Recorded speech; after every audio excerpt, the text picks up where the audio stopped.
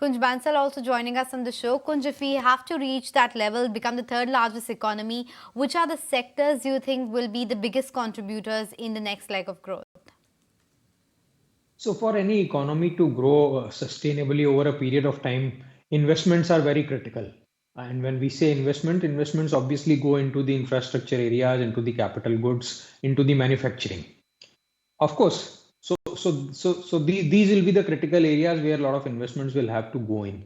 The derived impact of these automatically comes on the consumption areas. So the benefit of investment into the core areas, into the infrastructure, into highway, into manufacturing will get passed on in terms of increased standards of living, higher earning standard of people, higher earnings, increased disposable income and things like that, which will result into increased consumption. So that obviously will give a boost to subsequently to consumer durables, consumer goods, textiles, passenger vehicles, two-wheelers, and things like that. Having said that, let's also not forget that India, while the contribution to the GDP from agriculture is third in terms of ranking, we have highest from service, then from manufacturing, and from agriculture around 20%. But at the same time, a large percentage of our population is engaged in agriculture. So that is a sector that can't be ignored by the government if a holistic growth has to come in. So all are important, but yes, to give a quick boost, investment in the infrastructure and manufacturing and capital goods is the most critical thing. Manufacturing, capital goods, which brings me to a Cochin Shipyard as well. The stock turn ex-date for stock split. The company, remember, is splitting the face value of the shares from 10 to now 5 rupees, and that stock is holding up 20% as we speak right now. There's, of course, some of the railway names as well, which we've been flagging out of, or railway-related names, and IRCTC, for instance, that as well is quite the buzzer today, holding up 2% as well in trade. And Kunj, for all the naysayers about, valuations, all the good being baked in already, the takeaways from the Gujarat summit or Vibrant Gujarat summit clearly entail that manufacturing with focus on defense and railways is a long-term theme. Yeah, so it will have to be that way. Investments into the core areas can't be on and off, can't be intermittent, can't be for the short term. And it will give results also in the long term. And as I was saying earlier, it will give results not only out of its own sector, it will have the whole uh, chain of derived impact on the other industries, associated industries. In fact, why only in industries, even on the services. So you will need a whole range of IT services to cater to them, security services to cater to them, hospitality services to cater to them, cyber security services to cater to them, the whole online mechanism of payments, receipts to cater to them. So it will have to be long term, it will have to be long drawn, and that's how it should be as well.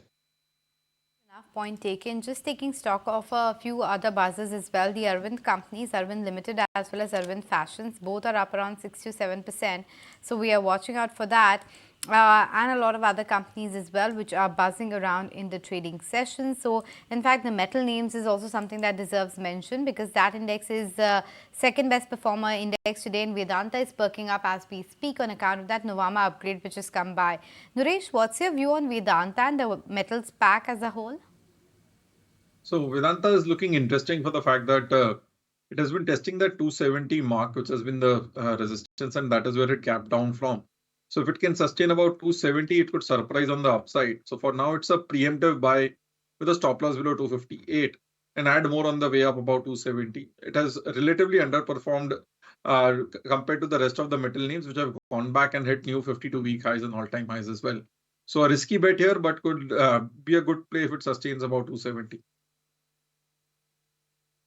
Point taken. So that was about the metals pack and the kind of move that we are witnessing right now. But in terms of the other big buzzers from the frontline index is a whole host of names like pharma companies, Cipla, Lupin, etc., which is coming up. And of course, from the broader markets, you have Nalco, which is up 3%, Adani Enterprises, Birla Soft, as well as on the losing side, Manappuram as well as Metropolis.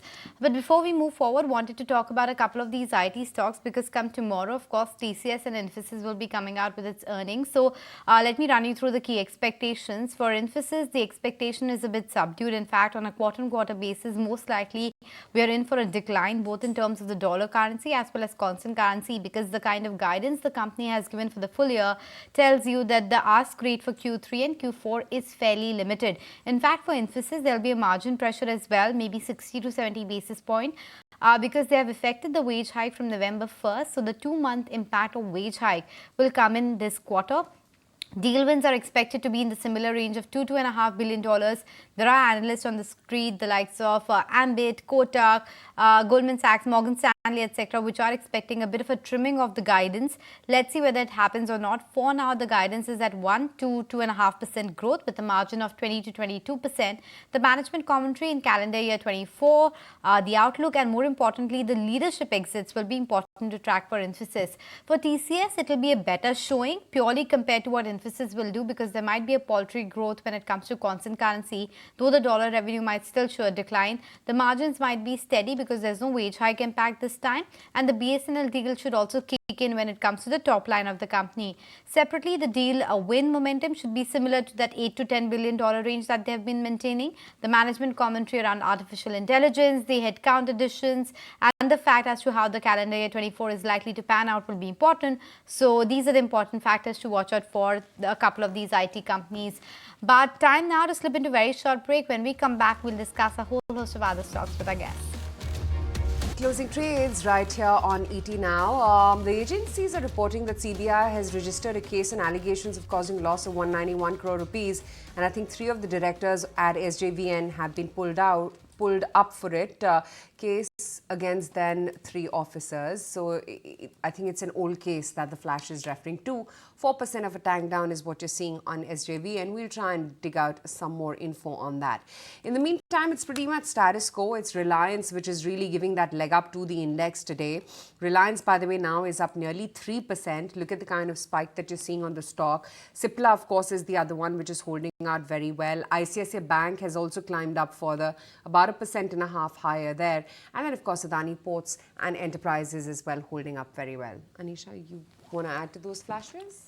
No, I think just broadly SJVN has run up quite a bit, so there's definitely a room for disappointment there, but I'm not sure what this case history is like. We'll wait by to get more details on that one, but for now the stock is reacting a bit negatively. But in terms of the other movers from the markets right now, Electra Greentech is one name, and a couple of these hospital names or healthcare names at that, Vijaya Diagnostic as well as Rainbow Children's is seeing quite a bit of spike. Both of these stocks now holding up with a gain of around 3 to 4%, a vertical move on a couple of these names. In fact, Kunj, on the matter of these healthcare stocks, whether hospital names or diagnostic names, the valuations are definitely not cheap, but is there any stock that still you see has some value? Valuations in general, as we all know in Indian market, are never cheap. In fact, if we talk of Sensex, the expected earning for FY24 will be about 1,000 rupees, give or take here and there. So we are trading almost 22 PE for the current year. And if next year's 10% growth, if we take, although expectation are for higher, but if we look at the last few years, 10% has generally been the long-term average. So still we trade around 20 times PE. Now the same index earnings gets flown down to the various sectors. So more than the specific numbers and stocks, I think what has happened is with the continuous inflow of the money in the Indian market in last few months, the every incremental money, every new money has been looking for sectors which either didn't participate in the market or which were under-owned, which is where the whole pharma, the hospital, the diagnostic space fitted in. Of course, there has been some number improvement here and there for multiple reasons, more specifically because of the margin improvement reasons. The volume numbers are yet to be seen in case of almost all of these sub-segments. So that's where it is. If market continues to do well, we will continue to see this kind of money inflow and a similar kind of outperformance. Okay, point taken. So that's about a couple of these healthcare stocks. But Kunal, if I can ask you about the IT pack, is there any positioning one should build up ahead of the earnings? So from the large cap names, HCL Tech has made a comeback today, breaking past above the previous swing high. So that's a clear-cut case of a breakout. Infosys is lagging behind.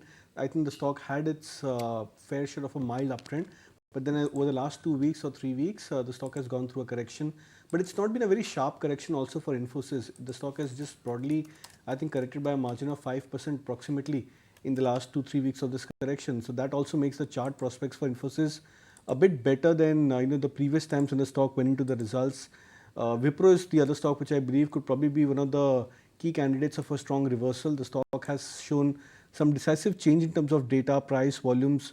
The delivery volumes as well as the futures volume have been a bit more better for Wipro this time around. So I'm expecting the stock to also get into a turnaround from the large cap names. And from the mid caps, I think one of the stocks which is on today's chart and yesterday's time frame chart is inching towards a breakout is L&T Technology Services. That stock at 5,300 approximately looks attractive for a breakout of at least another 250-300 points on the very short term time frame.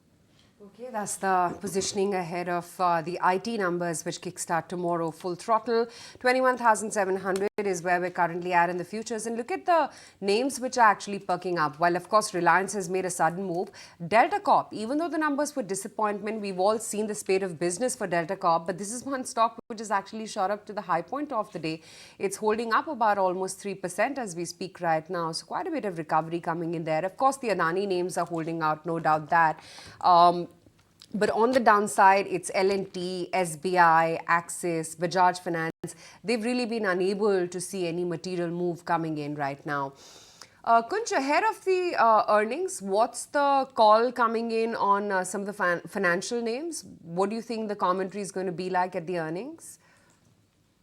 So, if I have to analyze the earnings season across the market, across all the sectors, based on the expectations and based on the track record, the performance in the last few quarters, based on the market dynamics and analysis in terms of demand scenario, I think capital goods is a sector which will continue to show good numbers and backed by mainly by the continued investment by the government, added by the private sector as well for the last 2 or 3 quarters. Auto numbers have been decent in the last 2 months, so we should see those numbers also coming in good. Even in terms of bottom line, we should see the margin improvement because they have had the support of the raw material reduction also. And to add to that, the third will be the whole banking and financial services space, including NBFCs, which is where we should see improved numbers. Consumers is an area which will continue to show subdued numbers, both consumer durables as well as consumer non-durables, because the demand scenario has clearly not been there, especially in the lower end consumption. Point taken. So that's about the earnings season and what we should expect. Last 2.5 minutes for the trading session, and the big star performer for today was clearly the stock of Reliance, because that is what single-handedly has taken the index past the level of 21,600. Because for most part of the day we were into the red. It's Reliance Industries, and then if you had to add to that list, it was ICICI Bank that was showing a bit of a breakout. That stock is up around 1.3%. HCL Tech, HDFC Bank as well as TCS. Infosys a rank underperformer. NTPC going home with a cut of around 2%. Axis Bank, Bajaj Finance. These are some of your other names which are probably going in the red. But Naresh, we have taken Kunal's view on Reliance Industries. He believes that there's a 10% kind of breakout which is imminent on the counter. Would you concur with the view, Naresh? Yeah, the view would be similar. We've hit a new all-time high after almost 2 years. And in such a scenario, when you see a 3% move on the breakout, it's generally a confirmation. So it becomes a buy at current levels as well as add-on dips. Just about a minute and a half left to go before we wind down for the day. So let me just take in some BTST ideas then. Kunal? So I'll go with either two buy calls, and from the short-term time frame, Max Healthcare is something which looks attractive, trading at 730 plus levels. So would suggest a buy with 800 as a target, stop loss at 700. And Gujarat Gas is also one of the stock which is on the verge of a big breakout on the medium-term chart. So 530 as a target, stop loss at 502. What about you, Naresh? Any specific BTST trades? First would be a buy on Crompton Consumer, good 6-8 month higher, stop loss at 319, target price of 330. Second would be a buy on Cipla, new all-time high here, stop loss at 1300, target price of 1360. Right, okay, let's wind up for the day. And today, of course, the stars got to be Reliance Industries. That's managed to hold out and give that leg up to the index. 0.5% higher is where we're shutting shop for the futures, above the 21,700 mark. 3% almost a move coming in Reliance, and that's really been meaningful for the Nifty. Although standalone, the Nifty hasn't made much of a move. I think whatever it is has been thanks to Reliance and ICICI Bank, which also scaled up higher by about 1.25%. The Adani names did okay. TCS Infosys not, L&T flat, M&M Maruti flat, and yeah, some sporadic moves like a Cipla, LTIM, Tata Motors as well were pretty warm in today's trading session. There was of course Birla Soft as well, which held out by about 3%, and Delta Corp jumped up about 3.5% as well. On the flip side, weakness for NMDC, for IGL, ONGC, which were big drags in trade today. Berhampur Chini, Manappuram, Metropolis as well held out in the red. But that's pretty much it then on this edition of Closing Trades. We'll see you with the market action tomorrow morning at 8 a.m. Thanks for watching.